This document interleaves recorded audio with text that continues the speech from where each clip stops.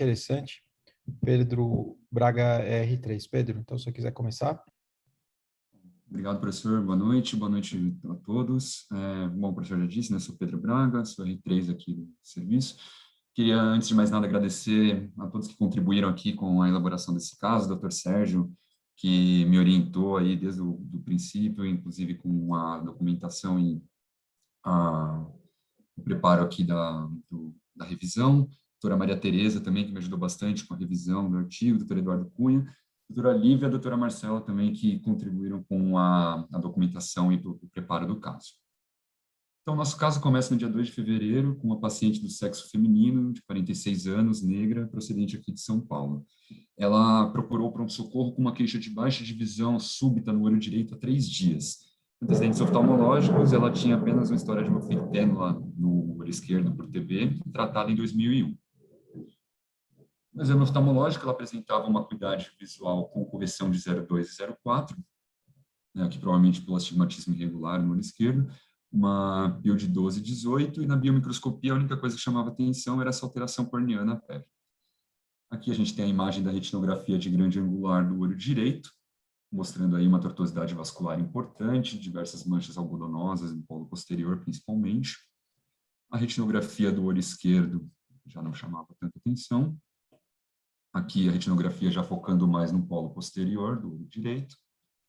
Aqui do olho esquerdo. A autofluorescência do olho direito e aqui a autofluorescência do olho esquerdo.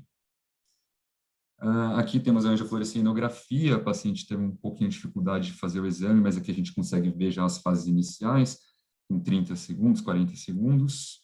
Aqui vendo um pouco a periferia no olho direito. E aqui um pouco mais tardiamente, ambos os olhos. Aqui a gente pegou uma angiofluorescinografia na grande angular, mostrando aqui os olhos numa fase mais tardia, e a gente consegue ver aqui já no olho direito uma área de não perfusão, né, tanto aqui na parte arterial e uma área venosa também comprometida. Aqui o OCT do olho direito.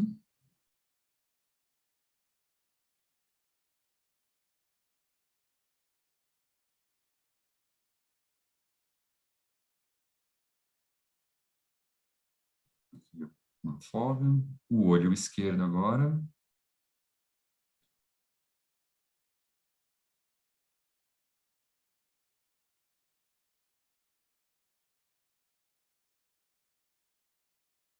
Aqui o corte foveal também. Aqui o OCTA mostrando o plexo superficial no olho direito. O plexo profundo no olho direito. E aqui no olho esquerdo também, superficial e profundo. Então, diante disso, uma paciente do sexo feminino, de 46 anos, com uma baixa acuidade visual súbita no olho direito há 3 dias, com esses achados, queria abrir aqui para discussão sobre as hipóteses diagnósticas. Tá ótimo. Alguém quer fazer um comentário? Quem não conhece o caso, quer fazer algum comentário? André, você quer comentar alguma coisa ou não? Bom, eu não entendi. Ela tem alguma doença sistêmica conhecida nesse momento, não? Não tem investigação ainda, André. É uma sugestão de investigação clínica, né? Entendi. Exato. Bom, o que a gente nota, então, um quadro assim bem assimétrico, para talvez quase que unilateral, né? Uma tortuosidade vascular importante, com uma dilatação venosa importante, tem essas manchas esbranquiçadas que não me pareceram ser manchas, parecem ser manchas algodonosas, né? Parece. E isso chama bastante atenção na retinografia e na angio, né? O OCTA mostra essa área de aumento da zona vascular da fóvea, né? E assim, o OCT, ele mostra uma hiperreflectividade aí das camadas internas da retina, né? Tem uma certa... tem um certo pregueamento também da retina interna, né? Nesse corte inferior, né? Eu pensaria em fazer alguma investigação de alguma doença vascular sistêmica que pudesse estar predispondo a isso. Ela não tem história de nenhum trauma de crânioencefálico ou algo assim, né, Pedro? Uma história de trauma, né, professor? Tá. Eventualmente, poderia se pensar, de repente, em um quadro de fístula, embora não, carótido cavernoso, mas não explicaria um pouco essas manchas algodonosas, né? E eu acho que valeria a pena fazer, acho que uma investigação sistêmica, alguma trombofilia, e eventualmente até um Doppler de carótida, né? Uma síndrome ocular isquêmica, eventualmente poderia se apresentar assim. Quando começou a apresentação, até quando mostrou a retinografia do olho direito só, sem ver a do esquerdo, até achei que fosse tipo um Putcher-like, assim. Mas aí, como um quadro sendo quase que unilateral, eu acho que é pouco provável, né? Mas eu iria nessa linha de raciocínio. Alguma doença vascular, pedir um Doppler de carótida, pedir pesquisa de trombofilias, enfim, algo nesse sentido. O André, se É alguém uma quiser... coisa, Fala, Mauro. parece que as veias são muito mais afetadas que as artérias, assim, olhando rapidamente assim na apresentação. Eu acho que tem que investigar se não tem um problema de retorno venoso, imagens, enfim, sistema nervoso central, da própria órbita. Mesmo a coroide deles, que a linha do EPR tem umas ondulações, eu achei que tinha nos dois olhos, mas a gente geralmente não vê essas ondulações de EPR, enfim, da superfície da coroide, como a gente vê aí nesse paciente. Não sei se tem um infiltrado da coroide, se é um espessamento, uma coisa assim, mas enfim, acho que não é uma oclusão venosa, simplesmente, parece ter alguma outra coisa, precisaria investigar, pelo fato de ser unilateral, alguma coisa que provoque uma certa localização, unilateralidade. Tá. O Mauro e o André, ou quem quiser comentar, esses achados de OCT com essa refletividade perifoveal aumentada sugerem algum diagnóstico complementar para vocês? É só comentar uma coisa, bom, essa hiperrefletividade nas camadas médias é um quadro de PAN, né, que está relacionado com uma redução na perfusão da camada intermediária e profunda, do plexo capilar intermediário profundo, com essa isquemia que gera essa hiperrefletividade na nuclear interna, e concordo com o que foi dito, com o que o André comentou, parecia mesmo parece um Purcher-like, e a gente já viu pacientes que, eu penso que a fístula cavernosa é uma possibilidade, a gente já viu pacientes com anemia falciforme, que numa crise de falcização tem um comprometimento mais unilateral mesmo, e com uma redução na perfusão periférica, comprometimento do plexo superficial e profundo na mácula, e acho até que ela tem um pequeno aumento, uma perda no plexo superficial e profundo na mácula do outro olho também. Eu pensaria em falciforme aí com um evento de falcização. Ótimo. Você chamaria isso, então, de uma oclusão de veia central da retina, mas não com todo o padrão clássico de hemorragias, mas com um padrão mais isquêmico, pouca hemorragia, muita isquemia e esse aumento de tortuosidade vascular? Será que você poderia... Eu chamaria, sim. Já vi um paciente com falciforme que tinha um quadro como esse, uma grande redução na perfusão na zona vascular do plexo superficial e profundo, redução na perfusão periférica com exudatos e um quadro de PAN bastante extenso, como uma oclusão venosa, mas num paciente que já tem um déficit de perfusão, não é um evento completamente agudo. Isso. Sérgio? Oi, pode falar. Oi. O Rony. Eu concordo com o que foi dito. Esse caso ele ilustra muito uma discussão bem ampla entre o David e o Jay Duker. Quando o David publicou aquele trabalho que ele mostrou o enface no plexo capilar profundo, como foi mostrado, que dá aquele aspecto arboriforme, onde você tem hiperrefletividade nas veias e as artérias são perfundidas, que foi mostrado aqui. Esse caso se enquadraria como oclusão de veia central no paper do David. Mas o Jay Duker, naquela discussão desse paper, ele enquadra esse caso como uma insuficiência da artéria central. Ele também aventou essa hipótese.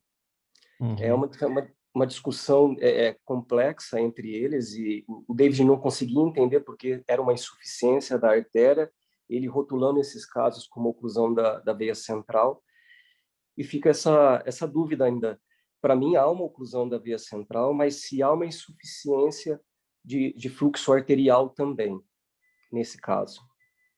Como é que ele explica a insuficiência arterial exclusiva e o aumento de tortuosidade venosa tão acentuado assim?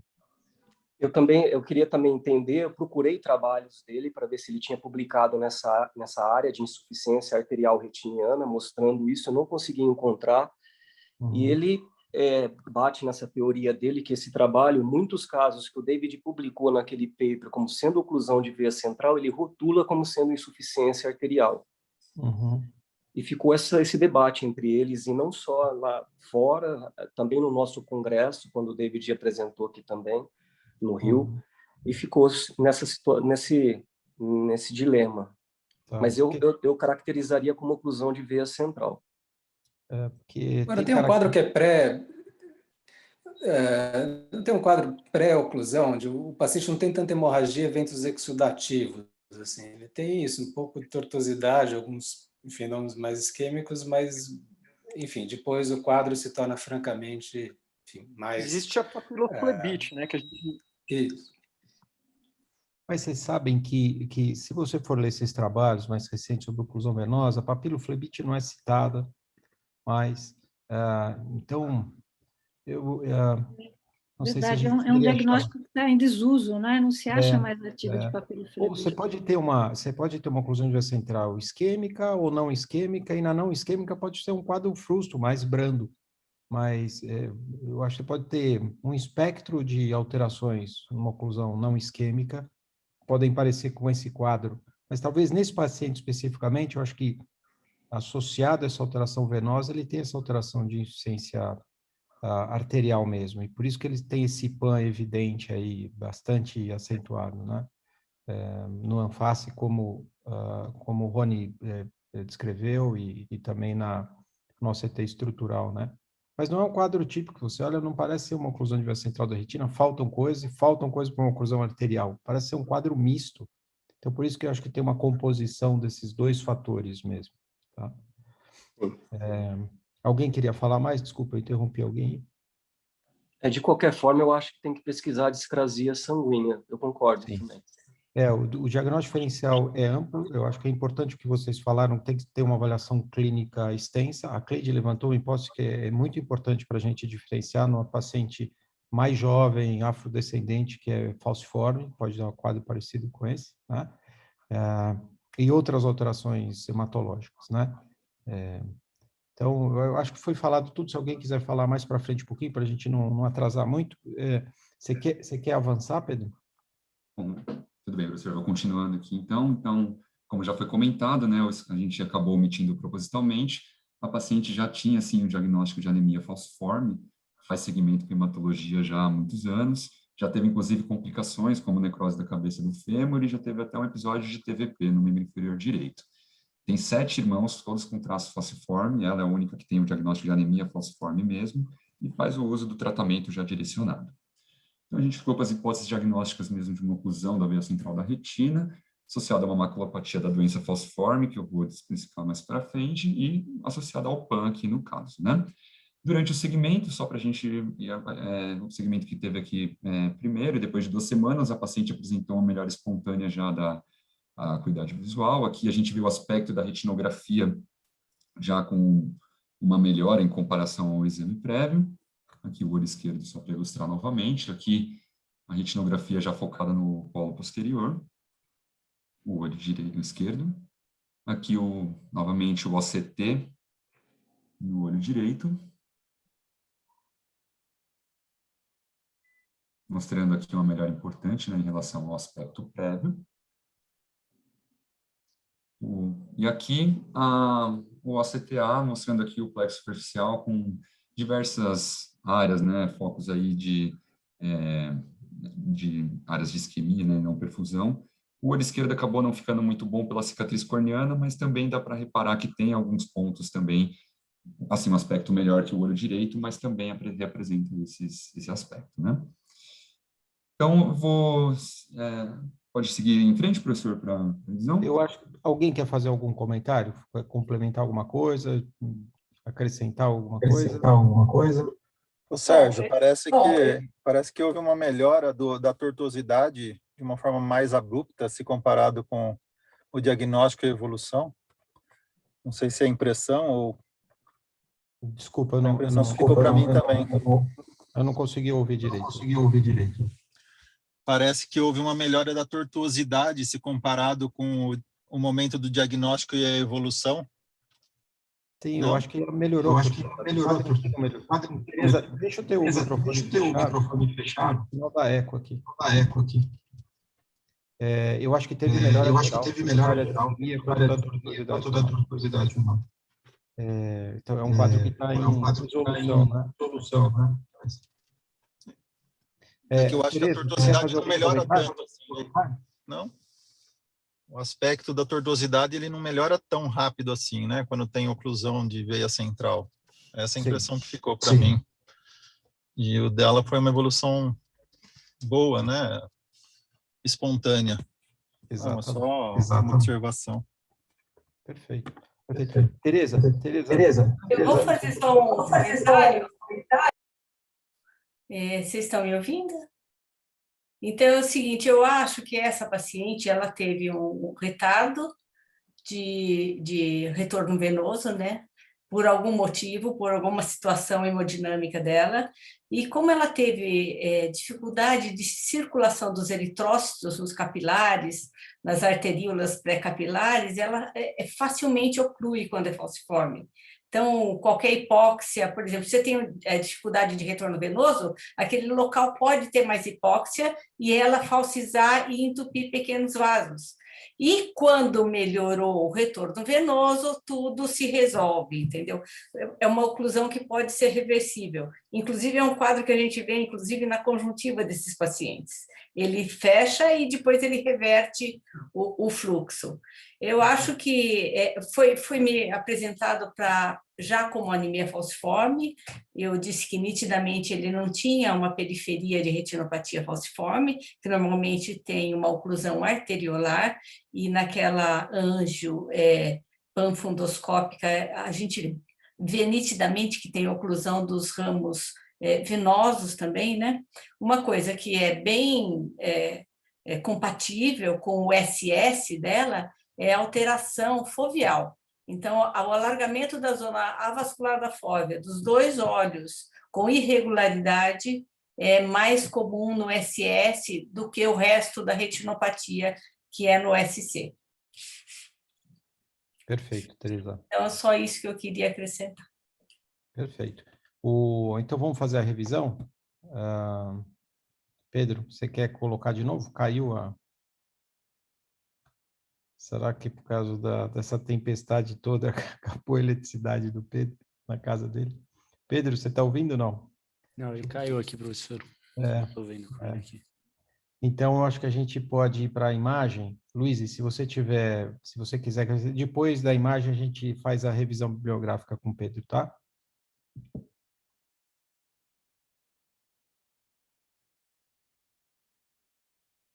Luiz, você coloca o teu caso? Isso.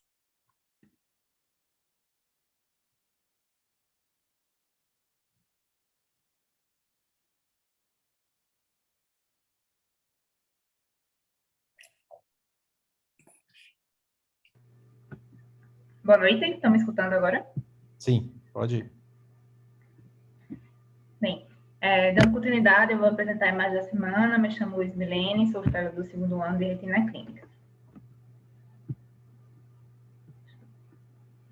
Bem, é um caso de uma mulher, né, de 29 anos, saudável. Ela, na verdade, foi fazer um exame oftalmológico de rotina, né, e apresentava cuidado visual de 20/20 em ambos os olhos, tendo a hipermetropia de 6,5 no olho direito e 4 no olho esquerdo, um diâmetro axial de 21,5 no direito e 22 no esquerdo. Na biomicroscopia, tinha no olho direito uma câmara anterior rasa, mas o ângulo era aberto em todos os quadrantes, e o olho esquerdo, a câmara anterior era ligeiramente mais profunda em relação ao olho esquerdo. A pressão intraocular era dentro da normalidade em ambos os olhos, e no exame do fundo do olho direito, apresentava essas imagens esbranquiçadas, planas, ao longo da arcada temporal superior. Né? E eu não sei se alguém já gostaria de comentar a partir dessa imagem ou se eu posso prosseguir. Tá. Essa imagem sugere algum diagnóstico para algum de vocês? Para mim, está muito pouco nítida para eu comentar. Tá bom. Então vamos continuar. Então, a partir dessa imagem, talvez não seja sugestiva de um diagnóstico, então vamos mostrar mais alterações, como ela é em uma avaliação multimodal, Luiz? Tá.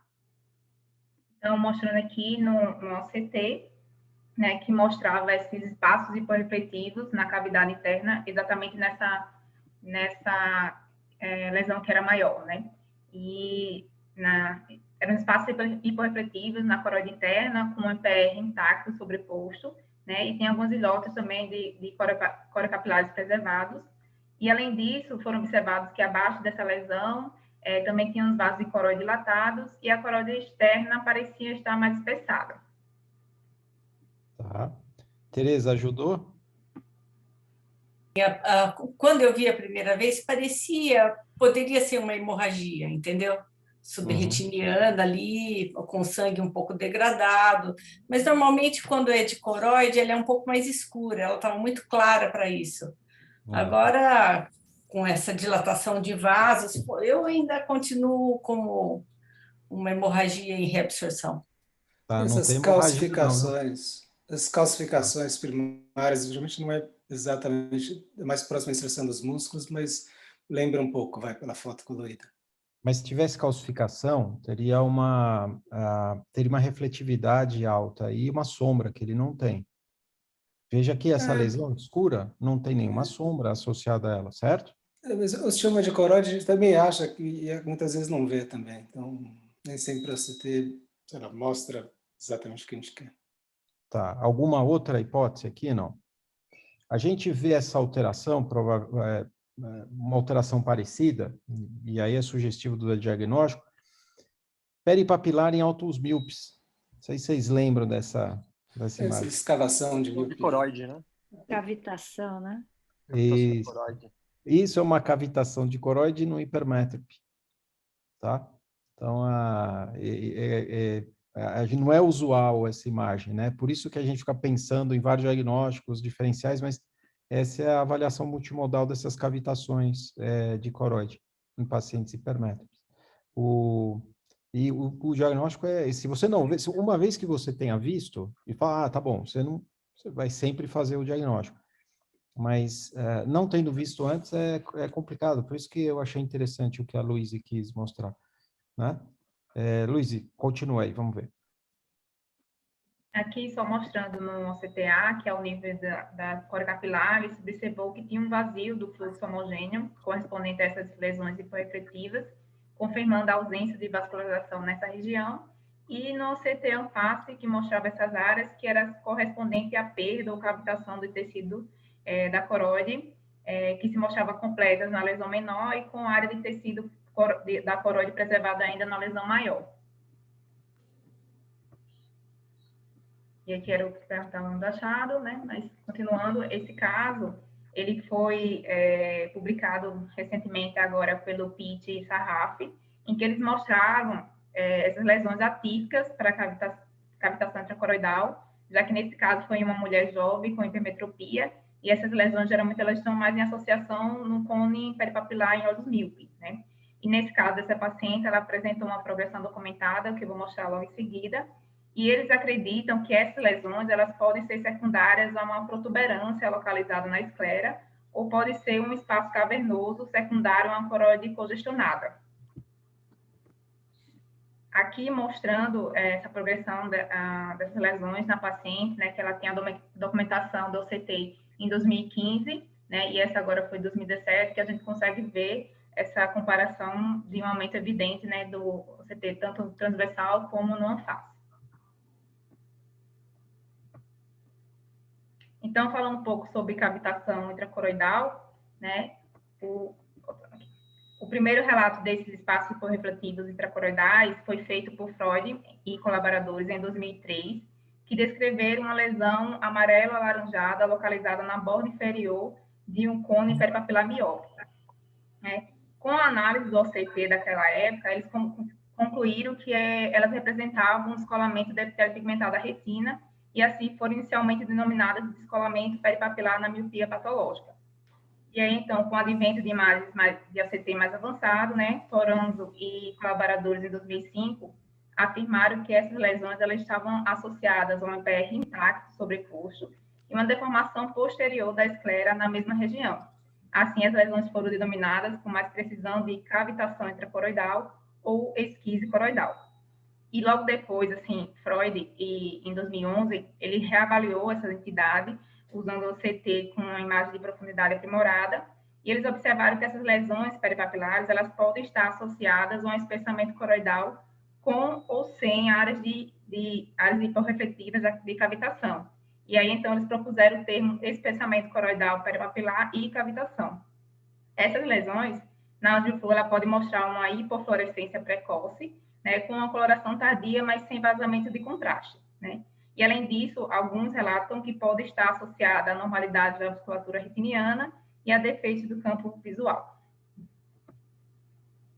E aí veio esse outro autor, Ye, em 2013, né, que observou que 73,8% dos casos de cavitação intracoroidal, eles são identificados em olhos automíopes, né? No entanto, em sua série, eles também identificaram em pacientes com baixa miopia, hemétropes e hipermétropes, e observaram que esses pacientes eram significativamente mais velhos do que os pacientes com alta miopia e que apresentavam cavitação coroidal peripapilar típica.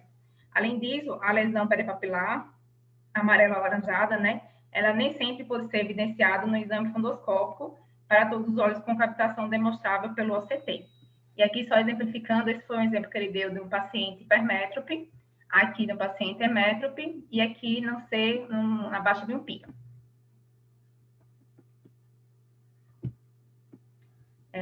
A patogênese exata e o significado clínico dessa normalidade ainda permanece desconhecido, né? Mas a cavitação intracoroidal ela pode representar uma incompatibilidade entre a área do tecido coroidal e a distância da junção esclerocoroidal à membrana de Bruch.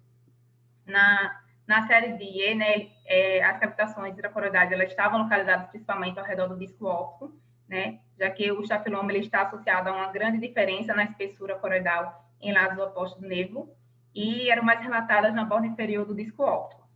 E Toranzo e colaboradores postularam que o crescimento progressivo do estafiloma é que resulta em rupturas das fibras de colágeno que conectam a coroide ao nervo óptico, e assim criando essa cavitação de tração dentro da coroide. Já Ono e Matsui e colaboradores propuseram que os espaços hiporrefletivos eram resultado do alongamento mecânico horizontal, devido às mudanças dinâmicas entre um cone mióptico estruturalmente mais fraco e um tecido peripapilar circundante mais forte, o que criaria uma divisão nas estruturas intracoroidais, e esses espaços císticos eles poderiam se coalescer para formar cavitações maiores, que seriam identificadas como esse grande espaço hiporrefletivo na OCT. Já para Piste e Sarraf, eles acreditam que, apesar da incompatibilidade no tecido causada pela protuberância coroidal, a cavitação ela pode não ser causada por um vácuo e provavelmente está preenchida com fluido, né, com líquido. Então, eles propuseram uma segunda interpretação, né, que a coroide ela é muito espessa e congestionada, que pode levar a um vazamento de fluido para a camada de Sattler, que se estende progressivamente com o tempo, aumentando o espaço cavernoso, né. No caso que eu apresentei, né, ele difere da cavitação coroidal típica, em sua localização, né, que ela é muito excêntrica ao nervo óptico, por ser muito superficial na coroide, mas ainda era separada da membrana de Bruch por uma fina camada de corocapilares intactos, e também pela essa relação que se avaliou, percebeu essa progressão dessa lesão. E aqui é só mostrando mais dois exemplos de dois casos em paciente automíope, né? Nesse primeiro à esquerda, foi no caso de Toranzo, que a OCT mostrou esse grande espaço hiperrefletivo intracoroidal, né, localizado abaixo do plano normal do EPR, e que esses achados eram consistentes com a cavitação intracoroidal que o autor atribuiu à distensão posterior da esclera peripapilar. Já esse segundo caso aqui à direita foi o de Ono Matsui, e que era um paciente automíope também com cavitação intracoroidal tanto temporal como inferior ao disco óptico, e que apresentava também algumas rupturas do tecido retiniano na borda do cone com a cavitação, né? Às vezes e algumas comunicações da captação intracorredal com a cavidade vítrea em alguns pacientes que eles relataram. E era isso que eu queria apresentar. Obrigada. Ótimo, Luiz, excelente. Então, lembrar que cavitação coroidal pode aparecer em pacientes que também não sejam altos míopes, certo? Ótimo. E a avaliação multimodal você mostrou, ótimo, excelente. Pedro, você quer voltar e fazer tua revisão rápida de falciforme? Você consegue? Pode deixar, professor, eu consegui voltar. Peço desculpa a todos, acabou caindo aqui a internet e vou tentar acelerar para não atrasar a reunião. Está aparecendo já? Sim, está aparecendo, pode ir. Tá bom. Então, bom, novamente, desculpa a todos por ter parado no meio. Fazer rapidamente aqui uma revisão sobre a maculopatia na doença falciforme. A gente sabe que a doença falciforme, como já foi dito, né, pela sua fisiopatologia, ela pode ter uma série de manifestações em todo o corpo, inclusive diversas manifestações no olho, então a gente vai focar em algo que, apesar de não ser tão raro, ainda é algo bastante prevalente nesses pacientes. Então, rapidamente, só lembrando que a doença falciforme, né, que trata-se de um grupo de hemoglobinopatias hereditárias, e que a fisiopatologia está associada à alteração na cadeia beta da hemoglobina, né? Hemoglobina é formada por 2 cadeias alfas e 2 cadeias betas. Quando você tem a troca de um aminoácido, aqui o ácido glutâmico, por valina, a gente vai formar a hemoglobina S, e quando troca esse mesmo aminoácido por lisina, você tem a hemoglobina C.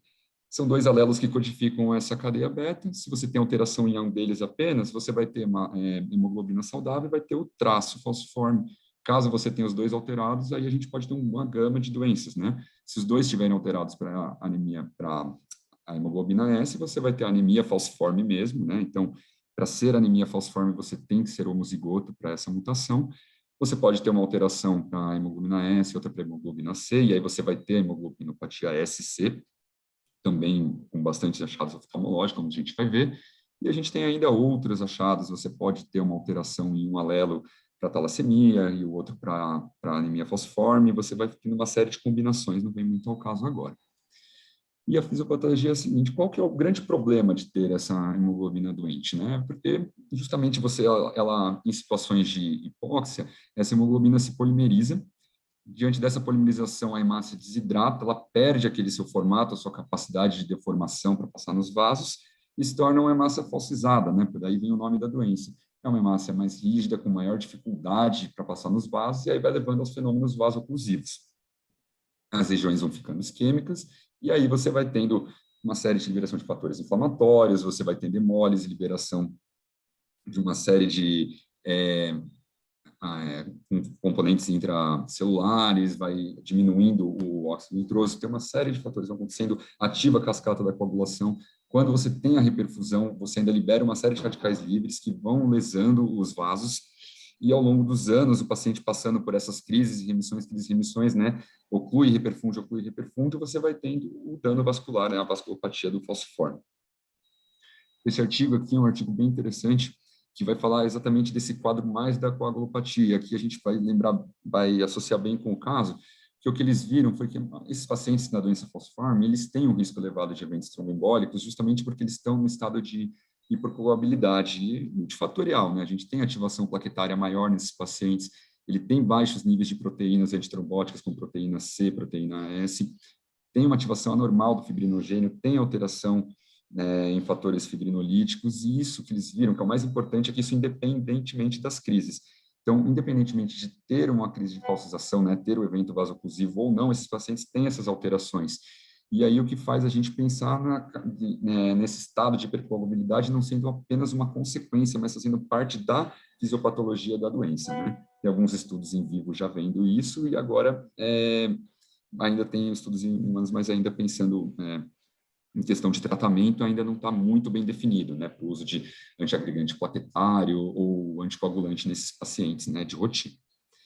Então, o quadro clínico, né, a depender de onde esses fenômenos acontecerem, vai ter a manifestação correspondente. É um quadro muito rico e, oftalmologicamente falando, é a mesma coisa. A gente vai focar aqui um pouquinho mais a nossa revisão na parte da retinopatia, né, no quadro posterior, né, no segmento posterior aqui, trabalhando na parte da retinopatia. E, para falar disso, eu vou usar esse artigo aqui, publicado pela doutora Maria Tereza e pela doutora Lavez em 2013, uma revisão em que eles ilustram bem esses achados, né, do paciente, da retinopatia no paciente falciforme. Então, na parte, né, falando da parte não proliferativa, né, a tortuosidade venosa, que a gente vê até em 50% dos pacientes com anemia falciforme, né, o genótipo PSS, hemorragias em Salmon PET, que é essa hemorragia, né, uma hemorragia pré-limitante em uma área próxima a uma área de não perfusão. Conforme essa hemorragia vai sendo absorvida, vai tendo os macrófagos vão fagocitando a hemosiderina, você vai formando os corpos iridescentes. Nessas regiões você ainda pode ter uma área de hiperpigmentação correspondente à hipertrofia do EPR no local, que é o Black Sunburst. Como já dito, aqui dá para ver, né, os corpos iridescentes, e aqui é uma imagem do artigo também que a gente vê à direita os Black Sunbursts e uma área de não perfusão. Como já disse, nesses pacientes estão mais propensos a eventos trombóticos, seja eventos arteriais ou venosos, então a oclusão da artéria central da retina é um evento possível, um evento bastante grave. Tem ainda estrias angioides, que esses pacientes podem apresentar, alterações maculares, que eu vou elaborar um pouquinho mais agora à frente, e as alterações no nervo óptico, aqui pensando mais em alterações em nível de capilares. As alterações maculares, então, geralmente estão relacionadas a eventos crônicos, insidiosos, esses pacientes geralmente são assintomáticos, vão ocorrendo oclusões nas arteríolas perifoveais, então você vai tendo lesão dos capilares nessa região, inicialmente com a preservação da camada de fibras nervosas, quer dizer, o plexo capilar profundo é o mais afetado inicialmente, e aí você vai tendo aumento da zona vascular da fóvea. No começo, você pode até ter um exame fundoscópico normal, o paciente com acuidade visual normal, a angiofluorescenografia praticamente não alterada, mas você já consegue ver algumas alterações no OCT, e a gente consegue ver nessa imagem aqui do artigo justamente isso. Tá? Você vê aqui um aumento da depressão foveal e você vê a alteração na região temporal aqui na figura G, né? Esse afilamento da retina na região temporal, que é bem característico desses pacientes. Apesar da acuidade visual estar geralmente preservada, né, nesse começo, você fazendo a microperimetria, você já vai ver que tem alteração de sensibilidade em alguns pontos. E aqui o afilamento temporal que eu já citei previamente. A proliferativa, que não vou entrar muito no mérito, né, mas você vai tendo essas oclusões mais na periferia, assim como acontece na fóvea, como eu acabei de falar. Essas áreas de oclusão vão gerando anastomoses arteriovenosas e nessa região começa a haver neovascularização, chamada neoexpressão em CIFAM pelo aspecto que ela tem, né, de coral mesmo. E assim como você tem fenômenos vasoclusivos em qualquer região do corpo, você pode ter no próprio neovaso e ele sofrer uma regressão espontânea.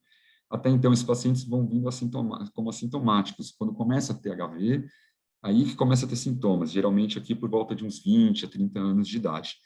E como toda doença proliferativa, né, se deixar progredindo, vai fibrosando, vai fazendo tração fibrovascular e pode evoluir com o DR.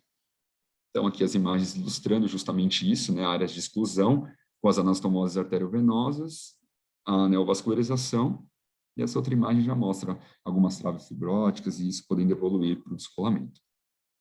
Aqui é um relato de caso de um paciente, um homem de 31 anos, com diagnóstico de anemia falciforme, que evoluiu com oclusão da via central da retina. Na investigação, viram que ele tinha deficiência da proteína S, foi optado, nesse caso, por iniciar o tratamento com anticoagulação, evoluindo com uma melhora gradual ao longo das semanas nessa acuidade visual. Esse outro relato de caso, publicado no JAMA, é de uma paciente, uma mulher negra, jovem, né, com já diagnóstico de falciforme também, com 2 dias de baixa de acuidade visual no olho esquerdo. O olho esquerdo tinha uma acuidade de 20/800, sem nenhuma alteração na biomicroscopia. Apesar do olho direito ser 20/20, já tinha alterações aqui na retinopatia não proliferativa, tinha alteração em Black Sunburst, e no olho esquerdo tinha isquemia macular, né, já conseguia ver alguns achados sugestivos sem outras alterações. A angiofluorescenografia apresentava um enchimento normal, mas já tinha algumas áreas de alteração de perfusão. Aqui mostrando justamente os cortes aqui, 3 cortes foveais, cada um desses mostrando no momento e depois no segmento após 7 meses. E aqui, em maior aumento, a gente consegue ver justamente essa questão do edema, né, da mácula, a PAN, né, então essa hiperrefletividade nas camadas internas, e depois o paciente evoluindo com um afilamento, né, em maior aumento aqui é bem característico isso, a gente consegue ver direito. Esse outro trabalho, também publicado no JAMA, ele estudou 5 pacientes com diagnóstico de doença falciforme, esses pacientes assintomáticos. Eles fizeram avaliação oftalmológica, avaliação multimodal nesses pacientes, e viram que 5 olhos já apresentavam filamento da retina interna. No OCTA já tinha redução da densidade capilar, e aqui na ilustração de o exame de um desses pacientes, a gente consegue ver bem, novamente, aquele afilamento na região temporal, e aqui a redução da densidade capilar, tanto no plexo superficial quanto no profundo, mas a gente consegue ver aqui que o profundo é muito mais acometido. Esse outro trabalho foi publicado agora no final do ano passado, é um relato de caso de um homem de 74 anos, negro, que veio com uma queixa de um escotoma central no olho direito, uma acuidade visual de 20/70. No fundo de olho, via apenas uma redução do brilho foveal. Durante a investigação, foi visto que ele tinha diversas comorbidades, né, diversos fatores de risco, tanto para vasculopatia, né, então hipertensão mal controlados, lipidemia, renal crônico, tinha hipertensão, apneia obstrutiva do sono, tinha ainda um histórico de cirrose e etilismo, né, que altera os fatores de coagulação, já tinha tido um infarto do fêmur distal há uns 2 anos, e ele na eletroforese de hemoglobinas viram que ele tinha tanto hemoglobina S quanto hemoglobina normal do adulto, né, então um diagnóstico aqui de traço falciforme. Além disso, apresentava níveis baixos de proteína S e C e níveis altos de homocisteína, que é o que a gente já esperava, né, baseado naquele primeiro artigo lá que falava sobre a questão da coagulação nesses pacientes. E ainda uma trombocitopenia crônica. Durante o segmento, aqui mostra o OCT durante todo o segmento, a angiofluoresceína e o OCTA, mostrando justamente, então, no OCT a gente consegue ver a questão do edema, da hiperrefletividade nas camadas internas novamente, e depois, durante o segmento, né, na imagem C, a gente vê que evoluiu com uma atrofia bem importante da retina interna. A gente já vê o acometimento aqui no plexo superficial e começando no plexo profundo também no OCTA. Durante o follow-up, ele era 20/70, acabou evoluindo para conta-dedos, e a atrofia, como a gente já descreveu. Então, em resumo, a maculopatia, né, do mente falciforme evolui de um acometimento crônico, insidioso, que pode não estar associado a episódios agudos, como foi o caso da nossa paciente e desses relatos de caso que a gente mostrou agora. São oclusões arteriolares perifoveais, então no começo você pode não pegar no exame de angiofluorescenografia, mas o plexo profundo já está sendo afetado, e aí o OCT ajuda bastante a gente. Vai ter um aumento da zona vascular da fóvea e esse afilamento temporal na mácula, que é um achado bem característico. E é isso, pessoal. Muito obrigado. Desculpa de novo ter que acelerar aqui na revisão. Obrigado, Pedro. Parabéns pela revisão, ótima. Muito obrigado, Tânia. Então, a oclusão venosa, ela seria pelo estado de hipercoagulação ou... Provavelmente, Mauro. E isso aí está descrito que é pelo menos o dobro em jovens, os fenômenos trombóticos em falciforme, comparado com a população normal, é pelo menos o dobro. De trombose venosa, trombose de seio cavernoso, tem vários tipos de trombose. Aquele artigo que ele citou, clínico, tem a comparativa de vários tipos de trombose, que é mais frequente no falciforme. Antigamente, a gente só pensava que era oclusão arterial, porque pela fisiopatologia, entope a artéria, não sei o quê. Mas existe um estado de hipercoagulabilidade no falciforme também, e a gente tem que pensar nisso quando for analisar o quadro clínico. Perfeito. Faz parte de um diagnóstico diferencial importante, incluir falciforme nesses quadros, né? Muito bom, excelente. A gente continua com um artigo. Esse artigo faz uma correlação de histopatologia, olhos que foram para anatomia patológica e tinham OCTs prévios, e uma lesão que é comum em DMRI, que são os depósitos laminares basais. É uma lesão muito importante, provavelmente são lesões que aparecem precedendo as drusas, e tem relação com o desenvolvimento de drusas ou, eventualmente, com a proteção, de uma certa forma. E esse artigo é um artigo extremamente importante, um artigo difícil, longo, mas que, para quem quer entender um pouquinho melhor do DMRI, esse artigo tem que ser lido. Então, a gente vai fazer um resumo rápido dele, né? Fábio, o Fábio R2, e o Fábio vai fazer essa revisão. Fábio, fica com você. Olá, boa noite. Está todo mundo me ouvindo? Sim. Ótimo. Deixa eu começar a apresentação. Boa noite a todos, meu nome é Fábio Nogueira, eu sou residente do 2º ano aqui do serviço e eu vou apresentar o artigo dessa semana. Gostaria de, primeiramente, agradecer ao Dr. Sérgio Pimentel por toda a ajuda na preparação dessa apresentação. Aqui, o título do artigo que eu vou apresentar. Em relação à introdução do artigo, ele trata basicamente sobre o depósito laminar basal, que é um achado consistente na própria degeneração macular relacionada à idade, DMRI. Os principais objetivos do artigo são dois. É quantificar tanto a espessura quanto a aparência, a localização topográfica desse depósito nos olhos de doadores com e sem DMRI, e, além disso, também avaliar essa relação do depósito com os componentes do complexo da lâmina basal pigmentada da retina, da membrana de Bru e o próprio EPR. Aqui uma ilustração do artigo sobre as camadas da DMRI, só para exemplificar. Podemos ver que o depósito laminar basal ele se localiza entre o EPR e a sua lâmina basal. Diferente, por exemplo, das drusas, que é mais externo à lâmina basal do EPR. Além disso, outra localização nessa ilustração é a questão da diferenciação do depósito linear basal das próprias drusas, que por mais que eles possam ser contínuos, eles são diferentes principalmente pelo formato, que a drusa tem um formato mais em abóboda, e o depósito linear como o próprio nome diz, é linear. Além disso, podemos ver acima da localização das drusas o que eles chamam de basal mounds. Basal mounds são basicamente depósitos de acúmulos de derivados de lipoproteínas do mesmo material de drusas mores. Porém, a grande diferenciação é que esses basal mounds eles se localizam no depósito laminar basal e não junto ao depósito linear basal e as próprias drusas. Então, a metodologia desse artigo. Eles pegaram 132 doadores de olhos, sendo que cada doador foi classificado como normais, DMRI precoce intermediária, DMRI neovascular ou atrofia geográfica.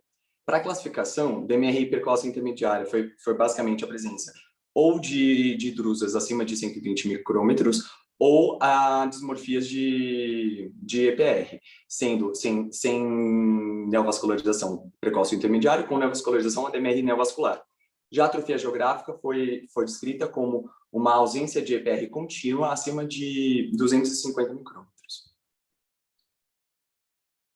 Então, como é que eles fizeram a análise desses olhos? Eles fizeram histologia de alta resolução de cada olho, e eles localizaram 3.309 locais já pré-definidos, tanto de regiões centrais, foveais, quanto regiões perifoveais. E os principais fatores analisados foram tanto a espessura, como eu disse previamente, do EPR, do depósito laminar basal e da membrana de Bru, como também a questão das variantes de depósito laminar basal presentes em cada olho. Além de toda a histopatologia localizada de 132 olhos doadores, eles também documentaram um caso clínico de uma mulher que, aos 79 anos, europeia, que aos 79 anos, ela foi diagnosticada com DMRI, DMRI precoce. Então, eles acompanharam ela fazendo um OCT praticamente anual e depois fizeram análise histopatológica do olho, tanto o OCT ante-mortem com a histopatologia pós-mortem dela. Então, quais são as variantes de depósito laminar basal? Elas foram graduadas em alguns diferenciais, como inicial, tardio, espesso, o basal mounts ou o persistente. O inicial, basicamente, é a presença de depósitos como se fosse depósitos azulados, como se fossem fingerprints. O tardio já são depósitos mais densos, com um formato mais côncavo em direção à membrana de Bru. O espesso foi definido como um depósito laminar basal com uma espessura acima de 6,2 micrômetros, que é a espessura do corpo celular do EPR. O basal mount, como eu já expliquei anteriormente, são depósitos de material de drusa mole na localização do depósito laminar basal, e o persistente é a presença de depósito laminar basal na ausência de EPR, podendo ou não ser contínuo com outras variantes em outras localizações. Aqui uma foto da histologia que foi feita no artigo em diferentes olhos. O A e o B são máculas normais. O B, esse asterisco amarelado, é a presença do depósito laminar basal, ou seja, em máculas normais foi achado a presença desses depósitos. O C e o D, pacientes com DMRI precoce a intermediária, sendo o asterisco amarelo, como eu já disse, o depósito laminar basal, o asterisco vermelho, o basal mounds, e a seta em rosa, o depósito linear. Já no E, é um olho com atrofia geográfica, e o F é um olho com neovascularização. Por exemplo, a gente consegue analisar a presença de neovascularização de coroide. Em relação ao resultado e a própria discussão do artigo, analisando todas aquelas 3.309 localizações diferentes dos olhos doadores, foi analisado que em áreas não atróficas dos olhos com DMRI, o complexo EPR e depósito laminar basal, ele era mais espesso. E isso era justificado, sim, não pelo aumento do EPR, e sim pelo aumento do próprio depósito laminar basal. Eu vou explicar posteriormente o porquê. Esse gráfico eu achei interessante, e o artigo ele destaca, principalmente se a gente comparar o gráfico A com o gráfico B, a gente percebe que em 74% dos olhos existe a presença de olhos normais, existe a presença do depósito laminar basal. Porém, qual a diferença do A para o B? O A, ele fala basicamente a presença do depósito laminar basal nos olhos avaliados. Já o B é a quantidade de localizações diferentes, lembrando que foi feito histopatologia de diversas localizações em cada olho, em relação a cada diagnóstico, normais, DMRI precoce intermediária, neovascular e atrofia geográfica. Como a gente pode perceber, por mais que a frequência de olhos normais com depósito laminar basal seja alta, quando a gente vai ver sobre a localização, a quantidade de regiões com o depósito laminar é bem menor. E além disso, pelo gráfico C, a gente pode avaliar que nos olhos normais, do depósito laminar basal, ele era majoritariamente do tipo inicial, sendo que as formas tardia, espessa, basal mounds e persistente, elas são bem mais presentes, praticamente inexistentes em olhos normais, nos pacientes com DMRI. Por que, então, eles descreveu como a espessura do complexo EPR, lâmina basal do EPR e membrana de Bru, o espessamento visualizado no paciente com DMRI se deve ao depósito laminar basal e não às outras camadas. Porque, pelo estudo, a espessura do EPR foi semelhante em todos os estágios, como a gente pode perceber pelo gráfico A, e o único detalhe que ele chama a atenção é que a membrana de Bru, a espessura foi semelhante em todos os estágios da doença, tanto normal quanto intermediário, precoce, quanto a atrofia geográfica. O único que foi diferente foi na DMRI neovascular, que ela foi um pouco mais fina. Além, outro ponto que ele destaca em relação a essas comparações foi justamente a localização. Como eu disse, foi tanto localizações foveais quanto perifoveais. As variantes mais avançadas do depósito laminar basal, em pacientes com a doença, não em pacientes sem a doença, eles se localizam majoritariamente na região foveal. Como podemos ver no C, D, E e o F, basicamente 100% é presente desse tipo de depósito laminar, está presente na fóvea. Isso é importante para a posterior avaliação dos pacientes. Além disso, como eu disse previamente, eles fizeram uma correlação clínico-patológica, ou seja, um OCT pré-mortem com uma histopatologia pós-mortem. Como é que eles fizeram? Eles fizeram, basicamente, graduando exatamente as mesmas regiões, tanto no OCT previamente, com o histopatológico posteriormente. O A e o B são imagens, tanto o A é o OCT e o B é a histopatologia. Aqui em maioramento, a imagem de OCT que está acima corresponde à histopatologia que está abaixo. No C, é uma região que basicamente não tem nenhuma alteração pelo OCT, porém, na histopatologia já é visível pelo asterisco amarelo a presença de um depósito laminar basal, mas muito fino. Já no E, eles acharam o que eles chamam de sinal da dupla camada, que é basicamente uma divisão entre o EPR e a membrana de Bru. É uma banda hiporrefletiva entre as duas bandas hiperrefletivas. Em comparação com a própria histopatologia da paciente, podemos verificar tanto a presença de depósito laminar basal, que é o asterisco amarelo, nesse caso, mais espesso do que na imagem D, e também a presença do basal mount, como o asterisco vermelho. Ou seja, esse espessamento, esse depósito laminar basal mais espesso, ele foi correspondido no OCT com o achado do sinal da dupla camada. Já no último, ele é basicamente uma ilustração sobre a neovascularização macular do tipo 1, que pelo OCT ele chama como SIRI, que é o Shallow Irregular RPE Elevation, que é basicamente uma elevação irregular, um espessamento irregular do próprio IPR. Isso é importante para diferenciar a neovascularização do próprio depósito laminar basal. Então, para finalizar, a conclusão do artigo foi que o complexo EPR, a sua lâmina basal e o membrana de Bruch é mais espesso em pacientes com DMRI. E isso é justificado, sim, pela presença da expansão do depósito laminar basal, e não por um espessamento das outras camadas. Como a gente pode ver que no DMRI neovascular, o próprio membrana de Bruch ela é mais fina, o que não justificaria esse espessamento. Além disso, o artigo concluiu que é possível avaliar o depósito laminar basal, obviamente, quando eles são um pouco mais espessos do que da variante inicial, mas é possível, sim, avaliar em pacientes pelo OCT. Então, o estudo é importante porque ele reafirma que algo que já vinha sendo em discussão previamente, que é o depósito laminar basal, é uma importante característica histológica nos pacientes com DMRI. O depósito laminar basal ele é importante tanto para o desenvolvimento das drusas de alto risco, só que é interessante que, por mais que ele seja um fator de progressão da doença e da presença e da evolução dessas drusas, ele tem propriedades protetoras contra a própria exudação, em especial no DMRI neovascular. É isso. Obrigado. Ótimo, Fábio. Então, excelente a tua apresentação, parabéns.